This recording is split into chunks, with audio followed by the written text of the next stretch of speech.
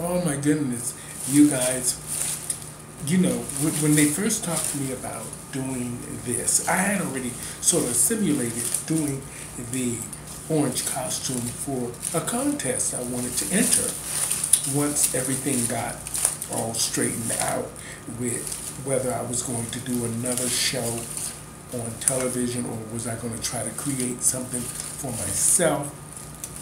I decided that I would make the orange costume because I really felt, coming from Orlando, Florida, I thought that I could be a great representation of diversity for oranges.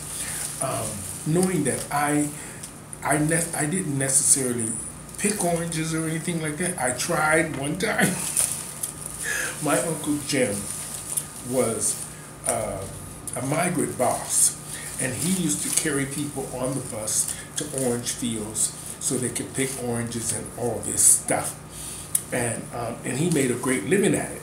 One Saturday, it's so weird. A lot of things happen on Saturday because both my parents were home, and usually I wasn't cutting any yards or anything in the neighborhood because I was a hustler back then.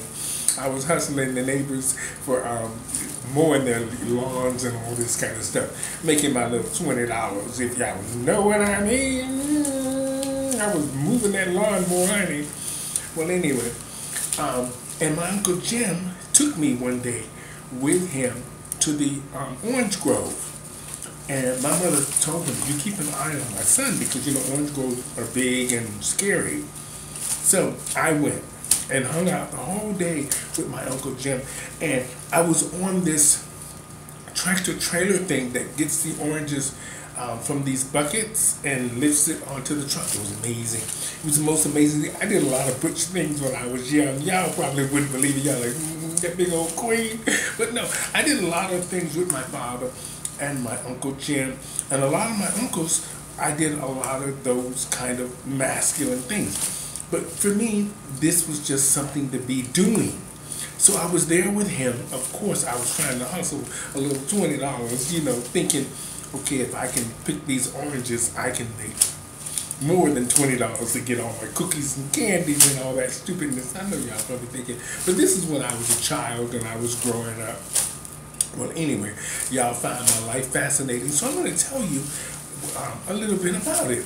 Now, being there with my Uncle Jim, and I used to sit on this big truck with him, or sometimes another guy that would be there, and they'd be lifting up these big bucket things and pouring them onto the truck, and filling the truck up to go put it onto another truck that would transport the oranges to the place where I guess you juice them or whatever. And it was, I lasted one day. It was too hot. I said, I was on that truck for about 30 minutes and I was over it.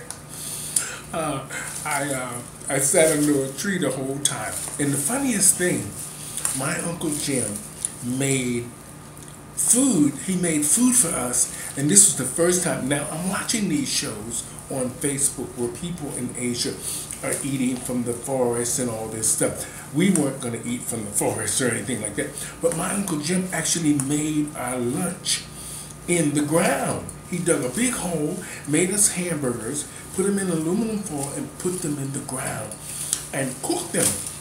They were delicious. They were delicious. But that was my last day at the orange field there, Full Grove or whatever it's called.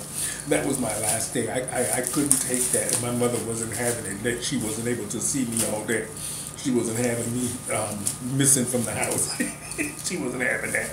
But anyway, but that was, and I have a fascination with oranges because we had orange trees in the backyard. And Florida is notorious for oranges. I mean, you can stop on any side road and pick up a bushel of oranges and stuff like that.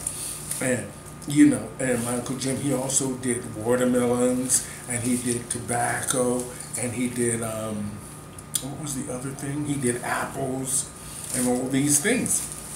And he used to always ask my mother, could I come? And my mother would always say, no, he's not good.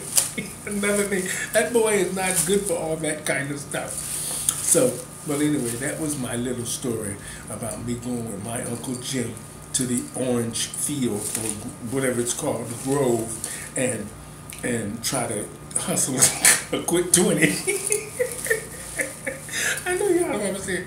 That queen's been all over the world doing all kinds of crazy things. I've had an exciting life. I miss my parents. I miss the fact that they're gone because they were exciting people. They were exciting people and they took very good care of me. And I am lucky still to this day that they're still taking care of me. So I am blessed.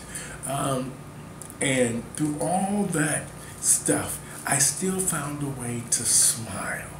So you guys out there, you just keep hustling it. Keep hustling. I'm still hustling.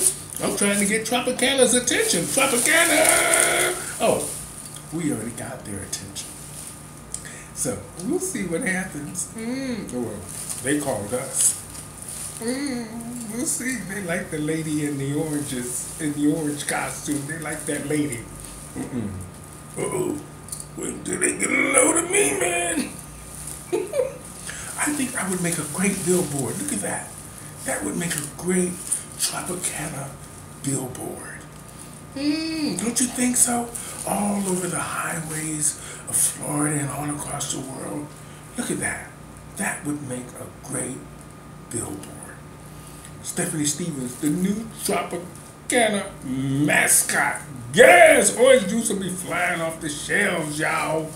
All kinds. Pulp, no pulp, sweetened, unsweetened, concentrate. Yes, look at that concentrate. Look at that, y'all. Wouldn't that make a great billboard? Concentrate. And then there's a picture of me. Ooh, there it is. Y'all hear that, Tropicana? Let me stop acting silly. Trying to hustle a quick corporate gig. Not me. Who, me? Trying to hustle a corporate gig from Tropicana orange juice, apple juice, the juices.